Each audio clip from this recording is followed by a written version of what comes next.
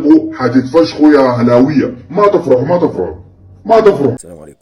يحل فريق الكرة الأول بالنادي الأهلي ضيفا على الهلال السوداني يوم الجمعة المقبلة في إطار منافسات الجولة الثانية من مرحلة المجموعات لرابطة دوري أبطال أفريقيا. الأهلي قابل الهلال السوداني 8 مباريات على مستوى البطولات الأندية الأفريقية. المواجهة الأولى كانت على لقب أفريقيا للأندية أبطال الدوري عام 87، وانتهى لقاء الخرطوم بالتعادل السلبي، والأهلي جه هنا كسب بهدفين ورفع كأس البطولة. المواجهة الثانية كانت في الدور 32 نسخة 2004، وفاز الهلال في القاهرة بهدف. في الخرطوم كان تعادل سلبي والاهلي ودع البطوله. المواجهه الثالثه في مجموعات دوري ابطال افريقيا 2007، الاهلي فاز في القاهره 2-0، وفي لقاء الخرطوم الاهلي خسر ثلاثيه. المواجهه الرابعه والاخيره كانت خلال مباراتي في مجموعات دوري ابطال افريقيا 2019 2020، حيث انتصر الاهلي بهدفين لهدف في ملعبه، وفي لقاء السودان انتهى بالتعادل الايجابي 1-1.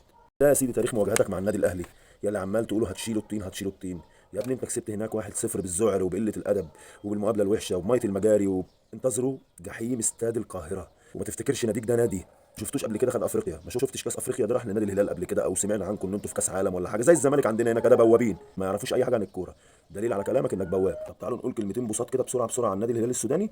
تاسس نادي الهلال السوداني عام 1930 على يد الرئيس محمد امين تكروني. وطبعا انا داخل على ويكيبيديا، انا جايب المعلومات دي من ويكيبيديا. هم كاتبين كده، كاتبين ان هم محقق الانجازات والبطولات في عهده لحد 2002. وهنا ستوب بقى، نبتدي نشوف عمل ايه من 2002 لحد 2023. في 2002 خسر في ختام بطولة كأس الكؤوس العربية بعد دمج بطولة الاتحاد العربي. في 2006 خرج من دور نصف النهائي في دوري أبطال العرب على يد نادي الرجاء البيضاوي. في 2007 برضه وصل لدور نصف النهائي وخرج على ايد النجم الساحلي. 2008 خرج من دور المجموعات. 2009 خرج في دور نصف النهائي على يد مازيمبي. 2010 خرج من دور نصف النهائي في كأس الاتحاد الأفريقي على يد صفاقس. 2011 خرج من دور نصف النهائي على يد الترجي التونسي. 2012 خرج من دور نصف النهائي في كأس الاتحاد الأفريقي. 2015 خرج من دور نصف النهائي في بطولة دوري أبطال أفريقيا على يد نادي اتحاد العاصمة الجزائري. ايوه، طب انت كل ماتش بتخرج من دور نصف النهائي اهو، ما انت فرقه قادره اهو ان انت تكسب بقى.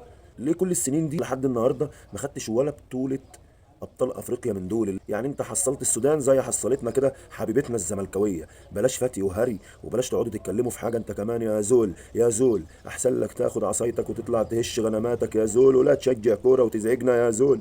احنا تعبنا والله، كفايه علينا بتوع مصر هنا يا زول. البوابين مش هتبقى هناك وهنا. كفايه يا زول، احنا عندنا سفرجيه وبوابين بما فيه الكفايه، مش ناقصاكم انت كمان. كفايه الزمالك يا زول، روح عش غنماتك يا زول. لا تشجع كوره يا اخي، يا اخي لا تشجع كوره. والله احنا تعبنا من هنا. هو ماتش هتاخده على قفاك وتروح وخلاص على كده؟ يا ده انا 10 افريقيا وبلعب على ال11 ورابع عالم واخد تالت عالم 3 مرات واتنين افريقيا ورا بعض، وانا سيد افريقيا، وجاي تقول كلمتين عبط زي اللي قلتهم دول؟